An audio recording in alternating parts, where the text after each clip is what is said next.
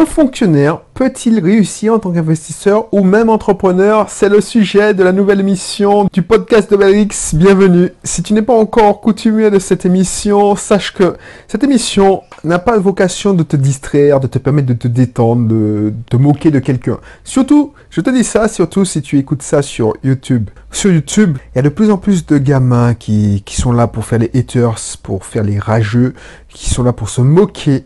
Et ça me saoule. Quand je recherche des vidéos, YouTube, c'est vraiment de l'amusement, c'est une usine. Oh, je ne crache pas sur YouTube parce que je vais me faire bannir, tiens. Mais bon, tu vois, j'estime que YouTube, c'est plus des gens qui veulent se distraire, qui veulent se moquer ou tout ça, et ceux qui écoutent les émissions de format plus long. Alors, les vidéos YouTube, il y en aura toujours, j'en ferai toujours, c'est des vidéos de 5 à 10 minutes, 8 minutes, pas plus, alors que les podcasts, c'est 15, 20 minutes, 25 minutes. Et les émissions Cause d'entrepreneurs investisseurs, c'est les émissions quand je fais avec des interviews avec mes amis entrepreneurs ou mes amis investisseurs ou mes amis investisseurs entrepreneurs, parce qu'ils sont souvent les deux, c'est 1 heure. Ça nous arrive de rester 1 heure à échanger, c'est hyper intéressant, on s'enrichit mutuellement et j'espère que tu en profites pour choper des idées. Bref, et tu vois, c'est des formats qui me plaisent. Donc si, grâce à ces formats, tu peux apprendre, tu peux intercepter une idée. Tu peux intercepter une idée qui va te permettre de faciliter la vie, te permettre de gagner de l'argent, d'économiser de l'argent, pour te faire gagner du temps. Voilà, ce sera mon plus grand réconfort. Et franchement, si c'est le cas, s'il te plaît, reviens me mettre un commentaire. Comme ça va me donner du baume au cœur. C'est ça qui est ma récompense. Alors, ma récompense, c'est quand les gens me font confiance en souscrivant, en s'inscrivant à mes formations. Ça, je suis content, ça me fait plaisir. Pas parce que je gagne de l'argent, mais parce que je vois que j'ai l'occasion d'aider les gens. Parce que tu vois bien, je ne vends pas mes formations à prix d'or. C'est même donné à ceux qui se pratiquent le marché. Mais c'est pour ça, j'essaie d'aider le maximum de personnes. Bref. Alors, pourquoi je dis ça? C'est parce que il y a plein de fonctionnaires, et cela je l'ai appris dernièrement, c'est parce que 2 de mes stagiaires sont fonctionnaires, qui veulent entreprendre ou qui veulent investir. Si tu es fonctionnaire, tu en as peut-être marre qu'on te gèle ton salaire pour un oui, un peu un non. Tu en as peut-être marre que ton statut soit jalousé. Tu en as peut-être marre qu'à chaque élection, tu sois le bouc émissaire. On tape sur toi. Ouais, les fonctionnaires, c'est dégueulasse. Ils ont un régime de retraite privilégié. Ouais, les fonctionnaires, c'est dégueulasse. Ils ont leur statut d'emploi à vie, c'est dégueulasse. Et surtout, tu en as peut-être marre de ne pas être récompensé à ta juste valeur pour ton travail. Ça arrive souvent. Puisqu'on a l'impression que les fonctionnaires, ils sont tous glandeurs, ils sont tous fainéants. Parce que je viens d'une famille de fonctionnaires, donc je sais de quoi je parle. Et tu vois, cette image de fonctionnaire, tu vois, c'est une insulte presque, fonctionnaire. On te traite de fonctionnaire. Fonctionnaire, va. Ça, j'ai entendu souvent dans mon ancienne boîte. Les gars, pour t'insulter, ouais, fonctionnaire, va. Ben voilà, ben connard, connasse, tu me traites de fonctionnaire. Ben tu sais qu'il y a des fonctionnaires qui travaillent beaucoup plus que toi. Tu veux une médaille parce que tu as fait 1 heure supplémentaire? Toi, tu veux une médaille parce que tu me traites de fonctionnaire, parce que je ne donne pas satisfaction à ta demande, parce que je te dis que, franchement, ta petite modification de merde, là, le temps que j'y passe ou que je tente que mes équipes y passeront, ça ne justifie pas un gain important pour la société. Parce que les gens, quand tu leur dis non, ils réalisent pas. Ils sont dans leur mentalité de salarié. Et je fais une parenthèse assez longue, mais voilà, ça m'énerve qu'on me traitait de fonctionnaire, parce que, je n'aime pas qu'on tire sur les fonctionnaires, parce que ma mère est fonctionnaire, mes tantes sont fonctionnaires, je suis dans une famille de fonctionnaires, et je vois qu'il y a plein de fonctionnaires qui se défoncent, qui se déchirent. Bref, et qu'un pseudo-salarié d'une boîte privée qui ne connaît pas ce que je fais, qui ne connaît pas mon travail, qui ne voit pas que je travaille 10 heures, quand je sors de mon travail, j'ai passé 8 heures, quand j'arrive le matin à 8 heures, et quand je suis là encore à 19 heures, lui, ça fait longtemps qu'il est rentré chez lui. Ben voilà, ce mec, il me traite de fonctionnaire parce que j'ai osé dire non à une de ses demandes. Mon gars, tu te rends compte de ce que tu dis? Tu te rends compte? Je connais des fonctionnaires qui travaillent beaucoup plus que toi. Bref, je referme la parenthèse. C'est toi, parce que je dis pas que il n'y a pas d'un fonctionnaire qui glande pas. Comme partout dans le privé. Moi, j'en connaissais plein des planqués qui te disaient bon week-end. Des parasites, ce que j'ai dit, je vais pas revenir sur les C-players, tu sais, l'épisode sur le recrutement. Il y a toujours des parasites quand tu leur demandes le lundi matin, comment ça va, et ils te répondent, comme un lundi. Ben ça me fait chier. Comme un lundi, c'est pas une réponse, mais je vais pas revenir sur ça. Quand tu les vois, c'est le vendredi, bon week-end, bim. Alors, je fais la petite voix de... Bon, bref, excuse-moi. Mais bon, j'imitais une de mes anciennes collègues, c'est pour ça. J'espère qu'elle se reconnaîtra si elle écoute cette émission, mais j'y crois pas. Une seconde, c'est du genre à ne pas vouloir évoluer et vouloir gagner son argent, foutre le moins possible. Bref, message personnel. Passons. Donc, tu sais que si tu es fonctionnaire, tu seras d'accord avec moi. Il y a tes collègues qui sont vraiment des glandeurs, des planqués. Mais ça existe partout, dans le privé aussi, je te rassure. Mais il y a des planqués. Et toi, encore plus que les autres, parce que dans le privé, tu prends du galon, tu montes dans la hiérarchie au mérite. Tu es payé au mérite. Enfin, quand ça se passe bien. Mais dans le fonctionnaire, tu montes à l'ancienneté. De plus en plus, tu vois. Ou tu montes parce que tu es dans les petits papiers de ton chef, tu vois. Et t'en as marre. Tu dis, bon, je vaux mieux que ça. Donc, je veux me faire des revenus complémentaires. Tu sais que ta retraite va être menacée, parce qu'au bout d'un moment, tu vois, à force de faire pression, l'opinion publique, les politiciens vont céder. Tu sais que les mecs, c'est le trésor public qui te paye. Donc, la solution de facilité, c'est de geler ton salaire. Tu sais ça. Donc, tu as intérêt à préparer ta retraite, de préparer l'avenir de tes enfants en investissant ou en entreprenant. Et tu vois, et c'est pour répondre à ces frustrations que j'ai aidé un de mes stagiaires, Alexandre, a créé son site fonctionnaire-investisseur.fr. Tu peux taper, je mettrai le lien dans la description, mais c'est fonctionnaire-investisseur au singulier.fr. Et pourquoi il a voulu créer son site? Parce que quand il est venu me voir, quand il a acheté ma formation sur l'immobilier, une de mes formations, alors je me rappelle pas, je crois qu'il a pris le pack, ou je veux pas dire de conneries, je crois qu'il a pris la formation sur la location meublée. La formation, votre location meublée en moins de 6 mois.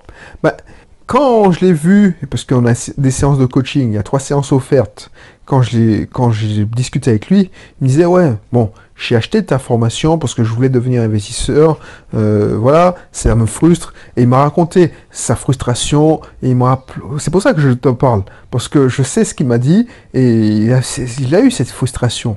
Alors, Alexandre, c'est pas son vrai nom. Je sais que dans ce site, il se fait appeler Alexandre parce qu'il veut pas avoir de problème avec sa direction et surtout avec ses collègues parce que, tu sais, dans ce monde-là, alors c'est partout, hein, c'est pas que dans le public, mais il y a des gens jaloux qui veulent te mettre des bâtons dans la roue, qui veulent te dissuader parce qu'ils veulent te laisser au même point qu'ils sont déjà. Ils ont peut-être réussi ou ils ont peut-être peur tout simplement d'entreprendre ou d'investir, donc ils vont te donner ce que j'appelle les gens toxiques, toutes les raisons de ne pas bouger, de rester. Bref. Donc, lui, il n'a pas voulu donner son vrai nom, donc je respecte sa décision. Donc, il se fait appeler Alexandre. Mais Alexandre, ce qu'il dit, c'est que quand il m'a dit, oui, je voudrais aussi que tu m'accompagnes pour faire un site. Et effectivement, il a souscrit à des coachings. Donc, on a transformé, on s'est arrangé entre nous, tu vois. Il y a souvent, je suis pas difficile, hein, quand je vois qu'il y a quelqu'un qui a de la bonne volonté et qui en veut, je donne sans compter. Donc, on s'est arrangé et je l'ai accompagné pour des séances de coaching à prix très, très réduit. Bref, je vais pas te raconter ça la vie, mais au moins, je me suis rendu compte qu'il y avait des fonctionnaires qui en voulaient. Et c'était pas tous comme ça. Et quand j'ai vu Stéphane, c'est un prof de PS, lui, il est venu carrément en Martinique lors de son atelier. Donc, tu vois son témoignage dans une de mes pages quand tu t'inscris. Pour te commander la formation, tu vois son témoignage. Quand il dit que c'est une bonne formation, tout ça.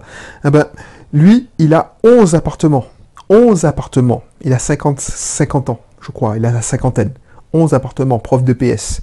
Et je te dis, un prof de PS, ça gagne pas autant qu'on le pense. Bref. Ma théorie est celle que j'ai travaillé avec Alexandre du blog Fonctionnaire Investisseur. C'est qu'il faut profiter du statut des fonctionnaires qui ont, au moment où j'enregistre la vidéo, un emploi à vie.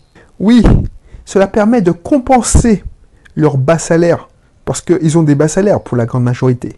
Alors, quand je dis ça, je parle de la métropole. Parce qu'il faut savoir que les salaires sont surpondérés dans les régions outre-mer. Mais ça, c'est une autre question.